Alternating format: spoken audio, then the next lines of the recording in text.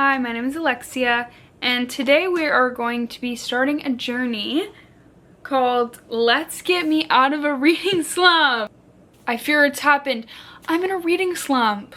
I knew it would happen sooner or later. I fear this happens every couple months.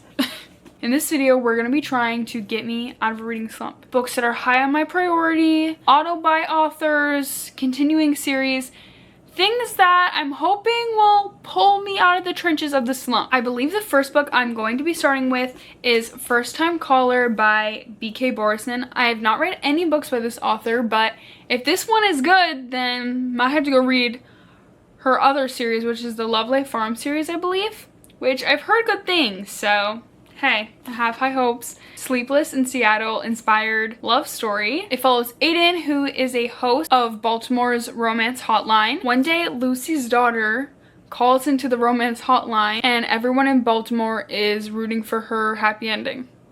What? That sounds crazy. I've heard nothing but good things, so I'm extremely excited to start this.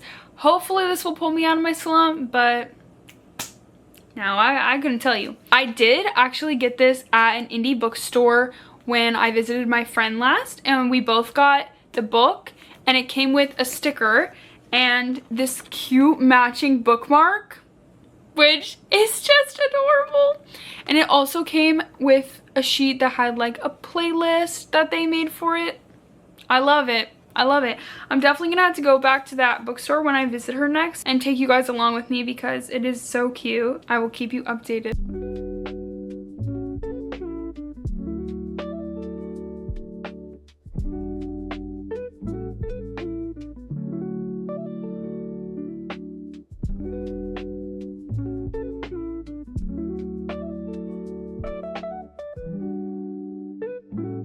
So I would have done reading updates, but I flew through this.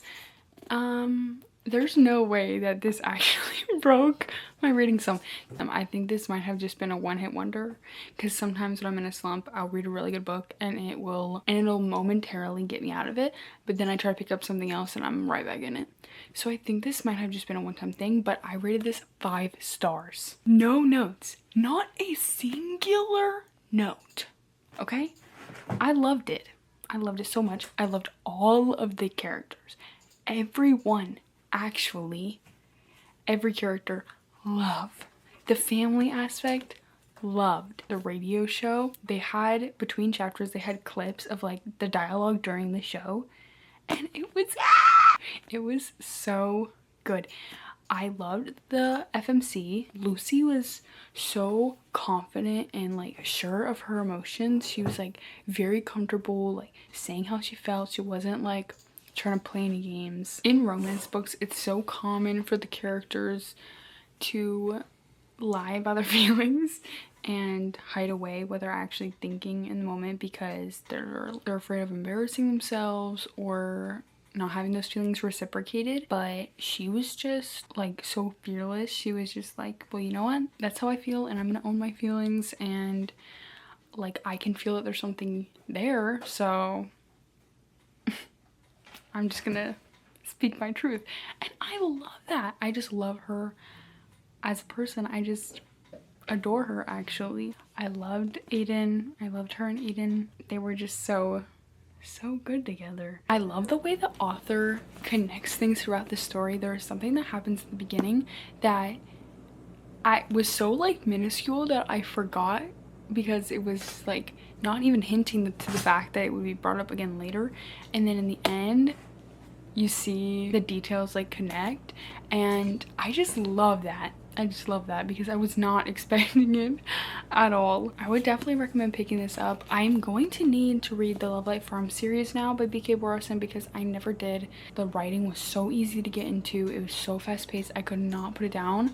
I'm like, okay, I'm gonna need to pick those books up. I'm gonna need to pick them up. I just love it. The next book I'm going to read to, I guess, stay out of my reading slump because I'm kind of already getting out of it. This is already working. I'm going to be reading When in Rome by Sarah Adams. I've heard such good things about this series, and the 3rd book just came out. I heard that this was like Gilmore Girls and he's like Luke Danes.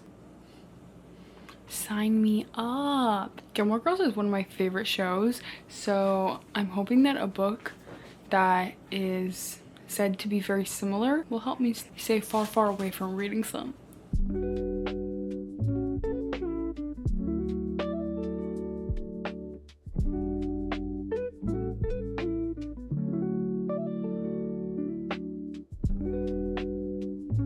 I finished When in Rome by Sarah Adams. I rated this book 4 stars.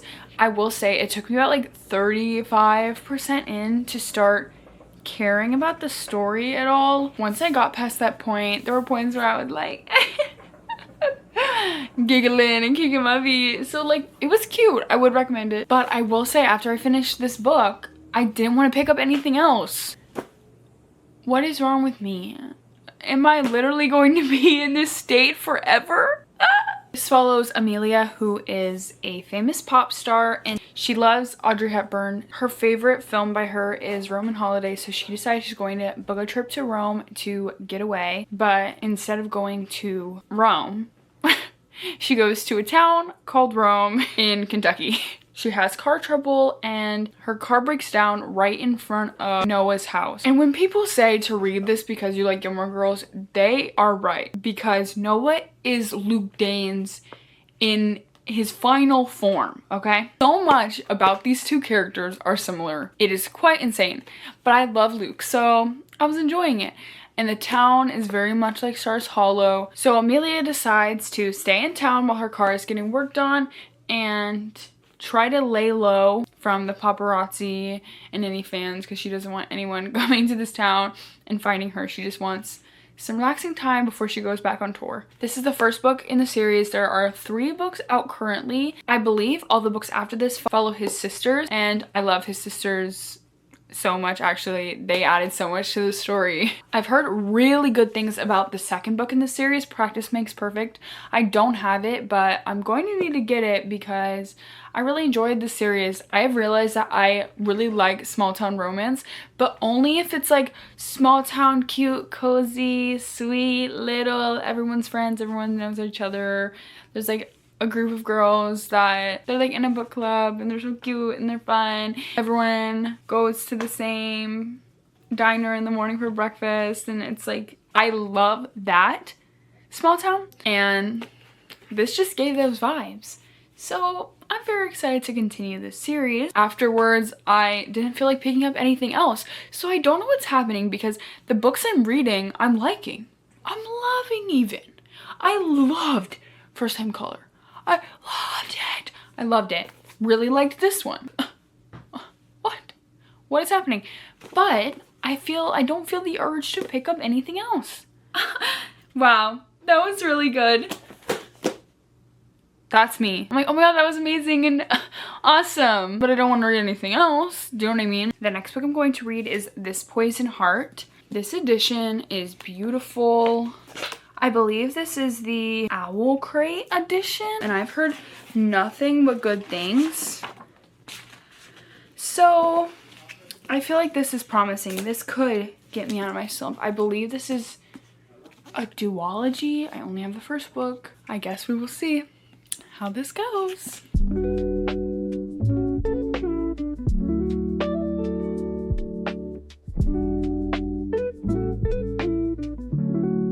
I finished This Poison Heart and I liked it. I rated it 4 stars. I will say it did take me about 25% to get into it.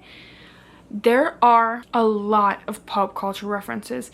Almost rated it lower. I despise pop culture references, like with my whole being. It makes me want to DNF. I'll give you some examples of the ones used in this. Netflix and chill. Okay, at this point I'm side-eyeing. This next one, I wrote it down because I need to remember this one as if I could ever forget. Mentions TikTok. Already you've lost me. Already I'm done. Then proceeds to talk about the Renegade dance. Just like that, it's 2019 again. No! Literally no. So many movie references. media references, slang. If the story wasn't as good as it was, I would have rated it low. But the story was really good. I read Cinderella's Dead and I liked it, but I liked this one a lot better.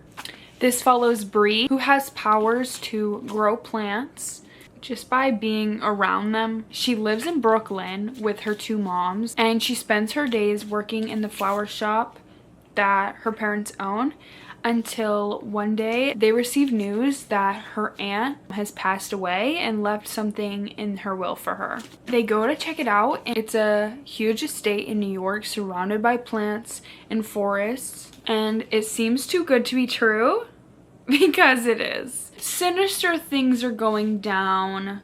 The town and the people within it are very suspicious. She's trying to find out more about her family, but people aren't really giving her any information. What's going on here? Is it something to do with the fact that she has powers to grow plants in a modern world where they know about the renegade dance? I'm sorry. I just keep coming back to that. I just keep remembering that. Oh my gosh. Overall, I rated it 4 stars. I did really like it. It was a lot more captivating than her other book, in my opinion. I'm gonna need to read the next book because the ending was crazy. The ending was crazy. In this town, I did not know who to trust. I had my suspicions about certain people, and I was right about one person. I'll just say that.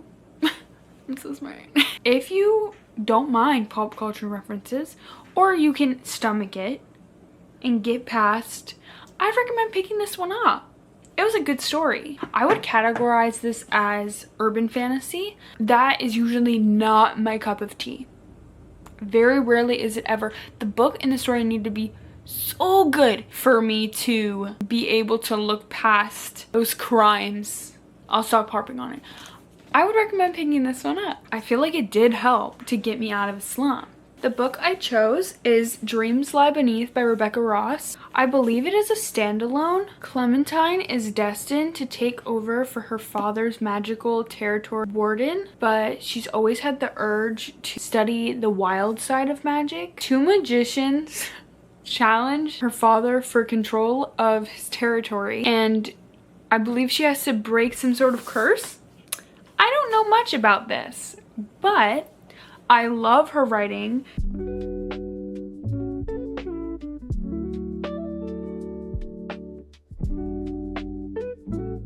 I made this little Calcifer 3D jigsaw puzzle, and it is just so cute. I'm gonna put it on my shelf.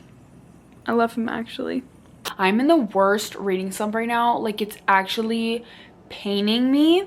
I started reading Dreams Lie Beneath by Rebecca Ross. I love her writing. 15% in it, and I don't want to pick it up. I don't want to read it.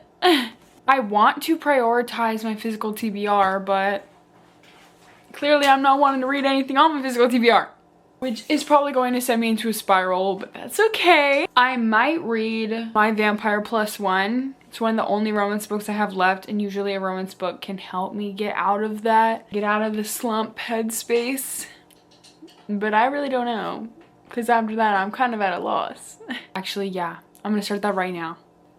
I'll keep you posted. So I decided to read Witch Fished. It's a book on KU. It's about a witch who moves to a town in Colorado, and she opens an apothecary coffee shop next to a werewolf who owns a sports store, sport something store. All these tourists are going missing in their town, and there's like a mystery of who done it, and everyone in the town thinks it's her because she's new. So there's a detective, a vampire, who start following her around, making sure she's not committing any crime. Yeah, I mean, it was quick, fun. I rated it 3.5 stars. But that kind of did make me feel better. I'm not feeling as slumpy. So I did read more of My Vampire Plus One. I am now 7 chapters into My Vampire Plus One. It follows Amelia, Reginald, who were like in the first book. Reginald was Frederick's best friend. Amelia told her family that she had a boyfriend to take to her cousin's wedding, but she doesn't. She just wanted her family to not bug her about bringing someone. The day prior, she ran into Reginald on the street, so she's going to ask him to pretend to be her boyfriend. Now, I haven't read the part where she actually asked him yet, but she's talking about it, so not that far in. I feel not as much in a slump now, which is good. Today, me and my friend went and got coffee, and we went to a thrift store and got purses, and then went to the craft store to decorate them. So here is the purse, and a sword, a little butterfly pendant, and this necklace, and then the lace trim around the top. I've seen people buy purses to decorate them on Pinterest, and I just think they're so cute, and I love little crafts, so me and my friend did that, and it was so much fun. I also started school back today. I'm taking summer courses. Joyous day. I finished My Vampire Plus One, and I think my curse is broken. I feel like Witch Fished, the quick KU book, I feel like that really helped me. This was really fun and cute. I love romance books that have some fantasy aspects or magic realism or set in a fantasy world, stuff like that, but just like a regular romance book. It's so fun. I did like it a little less than the first book. I read the first book a 4.5 and this one 4 stars, but it was good. There's a group of like an association, like they're called the Collective, and they also go after other vampires. They made an appearance in the first book and in this one. It adds like another layer to the story. This has fake dating. I love good fake dating. It's always fun. Because he's a vampire that is hundreds of years old, definitely acts a little strange, and she thought he was just weird. And he's like reading magazines upside down and talking about people in history like he knew them as friends, because, well, he did. And it's funny because her dad happens to be a history teacher, so he's like, oh my gosh, I'm so excited to meet your dad, to tell him like what really happened. And Reggie is super funny. I liked him in the first book, so it was nice to read about him here. We do see a bit of Frederick and Cassie from the first book, because Amelia is the sister to Cassie's best friend. So we see her previously in the first book at a party. But yeah, I liked it. I mean, I think this series is like fun, but I think this finally did it and pulled me out of my slump. Thank you so much for following me along and staying with me throughout this traumatic journey. Make sure to like and subscribe and find me on other platforms. Thank you so much for watching.